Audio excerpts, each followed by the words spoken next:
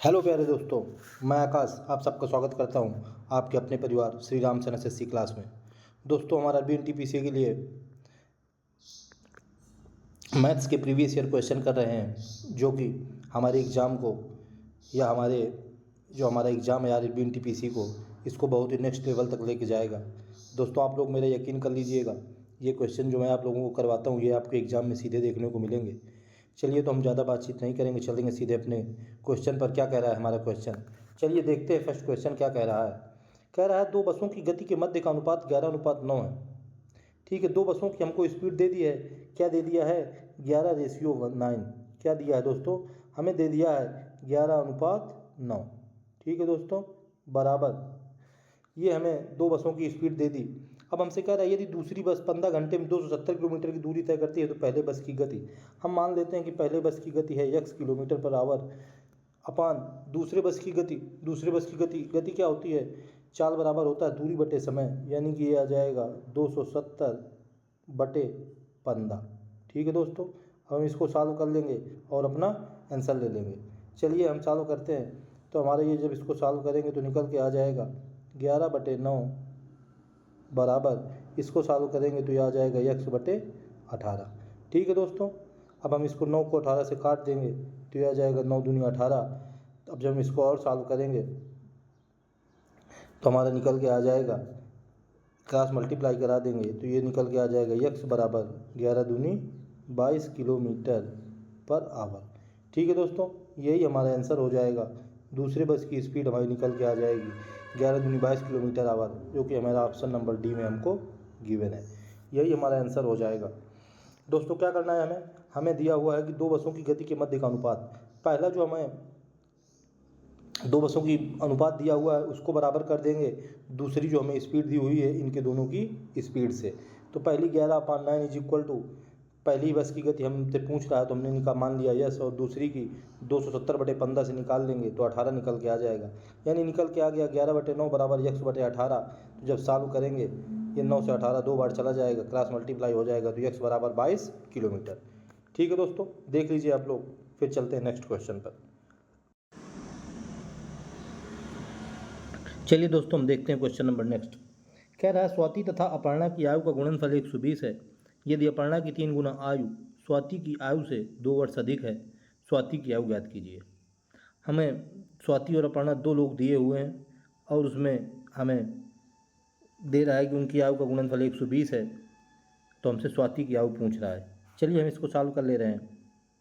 हम सबसे पहले स्वाति और अपर्णा की आयु का गुणनफल लिखे ले रहे हैं। स्वाति की आयु हमने मान ली यस और अपर्णा की आयु हमने मान ली ए, तो हम लिख देंगे यहाँ पे यस इंटू ए बराबर ये आ जाएगा 120। ठीक है, चलिए अब हम यस इंटू ए बराबर कितना आ गया दोस्तों? यस इंटू ए बराबर आ गया 120। अब हमसे कह रहा है यदि अपर्णा की 3 गुना आयु यानी कि 3a, 3 गुना आयु यानी कि क्या दोस्तों? 3a बराबर क्या कह रहा है? स्वाति की आयु से 2 वर्ष अधिक है। स्वाति की आयु यस है प्लस 2 गुना अधिक।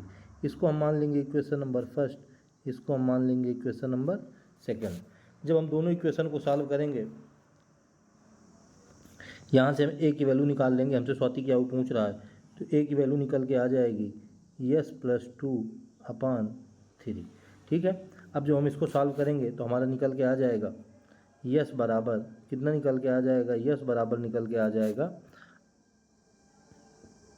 शायद हमारे दोस्तों 18 निकल के आ जाएगा। यस बराबर क्या निकल के आ जाएगा? यस बराबर निकल के आ जाएगा 18। यही हमारा आंसर हो जाएगा, यस बराबर 18। ठीक है दोस्तों, यही हमारा आंसर हो जाएगा।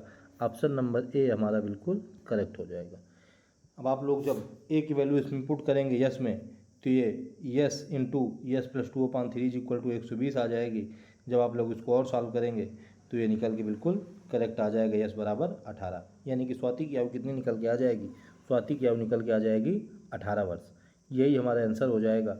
ऑप्शन नंबर ए हमारा बिल्कुल करेक्ट हो जाएगा। ठीक है दोस्तों, देख लीजिए आप लोग। चलिए दोस्तों, देखते हैं क्वेश्चन नंबर नेक्स्ट। कह रहा है सुनील तथा गोपाल एक व्यवसाय में साझेदार हैं। दोस्तों, ये हमारा साझेदार से मादर चौथ, हमें तो सब्जेक्ट तो नहीं पता कौन क्या है कि सब्जेक्ट है।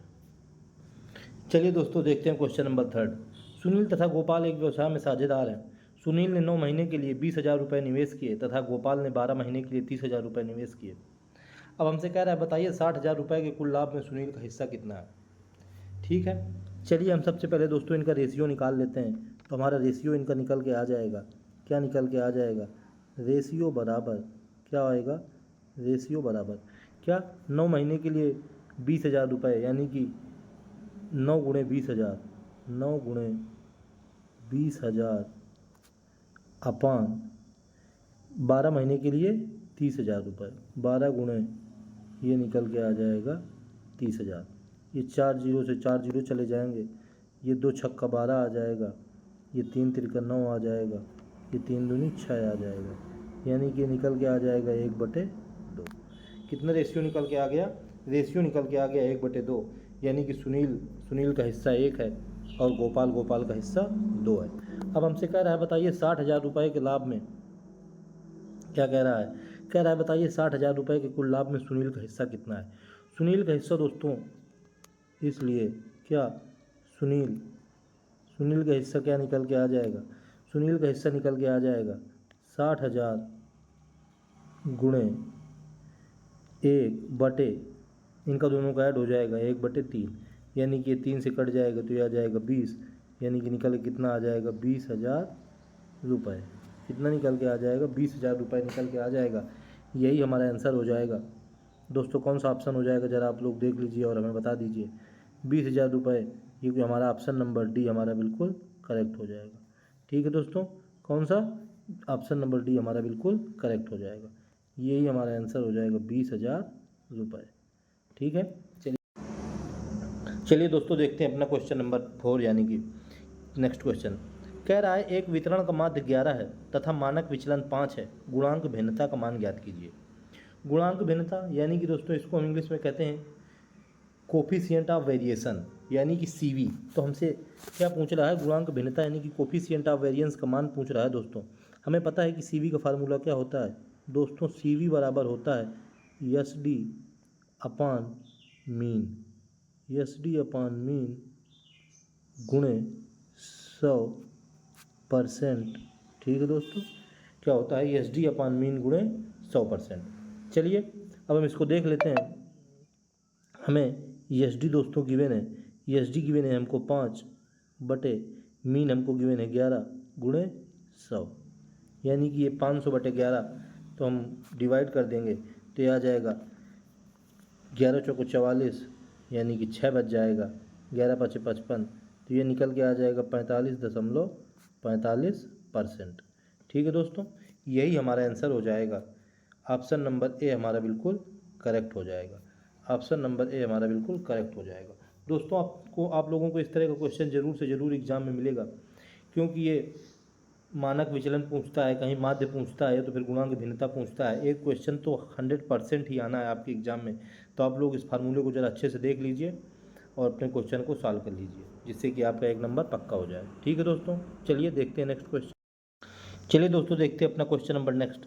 कह रहा है 14 प्रेक्षणों का माध्य 11 है, एक और प्रेक्षण को जोड़ा जाता है तथा माध्य 12 हो जाता है, 15वां प्रेक्षण है। ये दोस्तों औसत से एवरेज से हमारा क्वेश्चन आया है। हमें ऐसा भी एक क्वेश्चन जरूर एग्जाम में दिखाई देता है।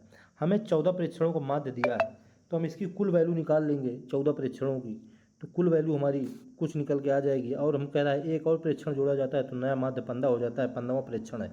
तो हम दोस्तों इसको डायरेक्ट निकाल लेंगे, 15वां 15th इज इक्वल टू क्या आ जाएगा, 15 गुणे 12, क्योंकि नया हो गया है हमारा, 15 गुणे 12 माइनस ये हो जाएगा 14 गुणे 11। बस हम इसको सॉल्व कर लेंगे और अपना आंसर ले लेंगे।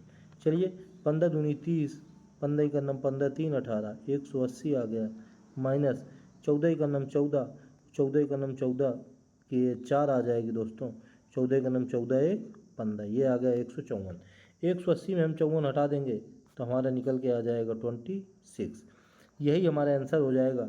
ऑप्शन नंबर सी हमारा बिल्कुल करेक्ट हो जाएगा। ऑप्शन नंबर सी हमारा बिल्कुल करेक्ट हो जाएगा। ठीक है दोस्तों, ऐसे जब हमको दिया हो तो हम सीधे निकालेंगे। जो हमें एक नया परीक्षण आया था और माध्य 12 हो जाता था, उसका हमने कुल निकाल लिया वैल्यू, और जो हमें 14 प्रेक्षण दिए थे उसको हमने 11 से मल्टीप्लाई करके उसकी कुल वैल्यू निकाल ली, तो हमारा 15 प्रेक्षण निकल के आ गया 180 माइनस 154 बराबर 26। यही हमारा आंसर हो गया। ठीक है दोस्तों, देखिए आप लोग, देखते हैं फिर नेक्स्ट क्वेश्चन। चलिए दोस्तों देखते हैं क्वेश्चन नंबर नेक्स्ट। कह रहा है 5 महिलाएं एक कार्य को 36 दिनों में कर सकती हैं।